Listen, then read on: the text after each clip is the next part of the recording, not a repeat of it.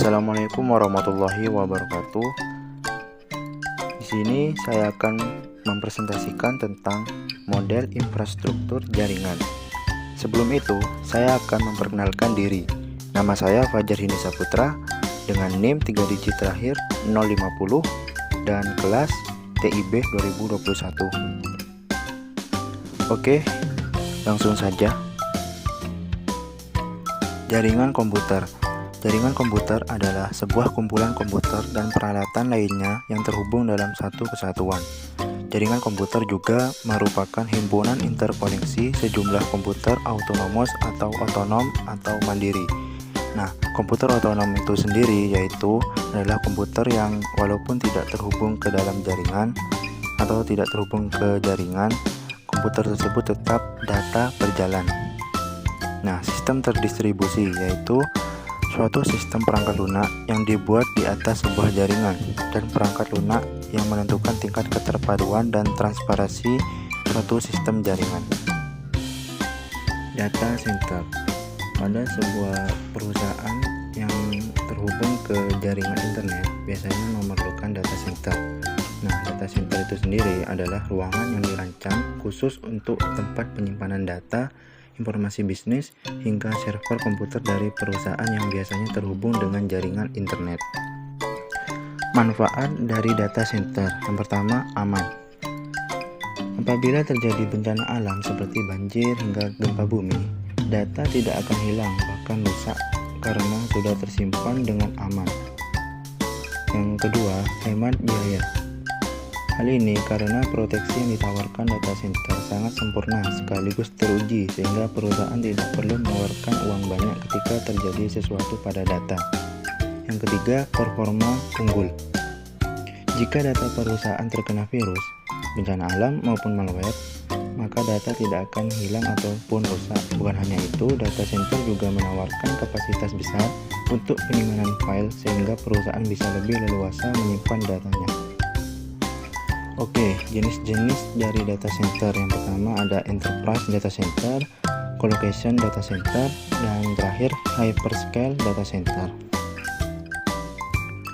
Oke, sekarang macam-macam jaringan berdasarkan cakupannya. Yang pertama ada PAN, Personal Area Network, jenis jaringan yang jaraknya saling berdekatan.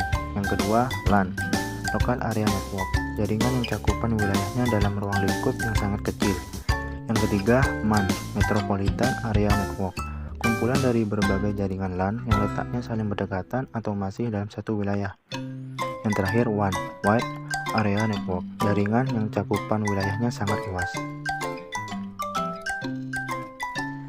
Oke, di sini ada contoh-contoh dari jaringan PAN, LAN, MAN, dan WAN.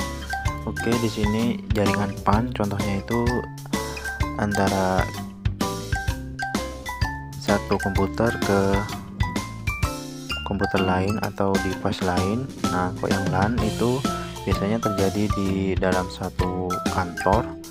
Kalau MAN ini biasanya terjadi masih dalam satu wilayah atau kota. Nah, kalau yang WAN ini biasanya antar negara cakupannya. Nah, oke.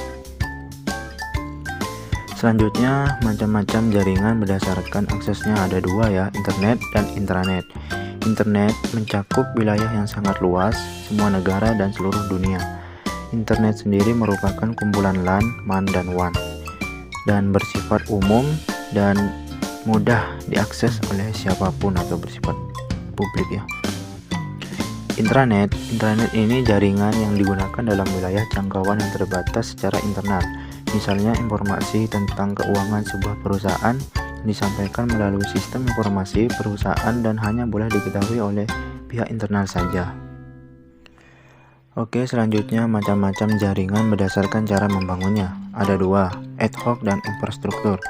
Ad hoc merupakan jaringan yang terbentuk jika antara komputer yang dilengkapi dengan Wi-Fi adapter saling mengakses tanpa harus ada access point.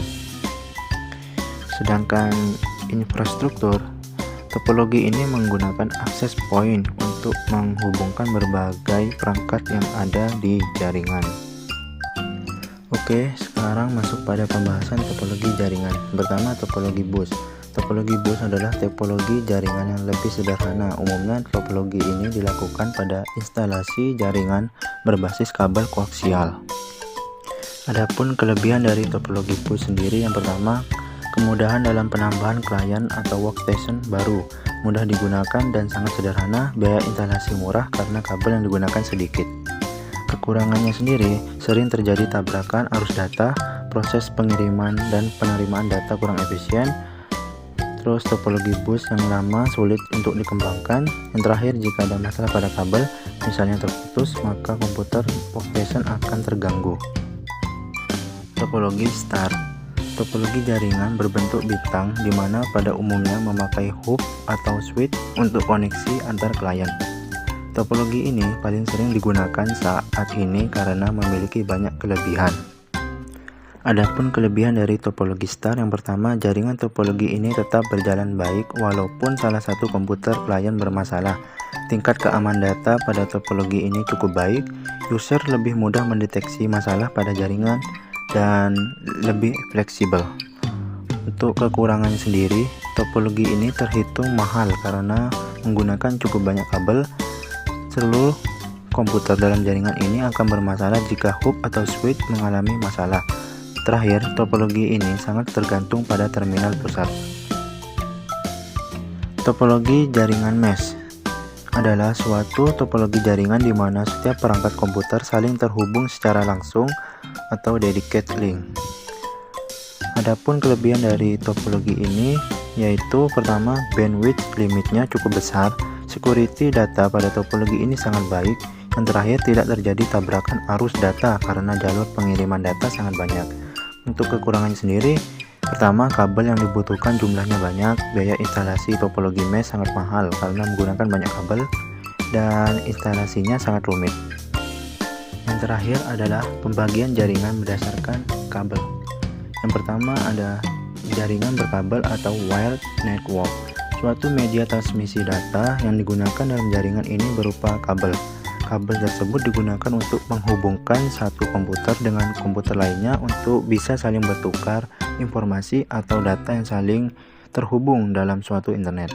Yang kedua, jaringan nirkabel, wireless network. Suatu media transmisi data jaringan yang tidak menggunakan sebuah kabel, tetapi di dalam jaringan ini diperlukan gelombang elektromagnetik sebagai media transmisi datanya. Oke, cukup sekian presentasi yang bisa saya sampaikan. Kurang lebihnya saya mohon maaf sebesar-besarnya. Wassalamualaikum warahmatullahi wabarakatuh.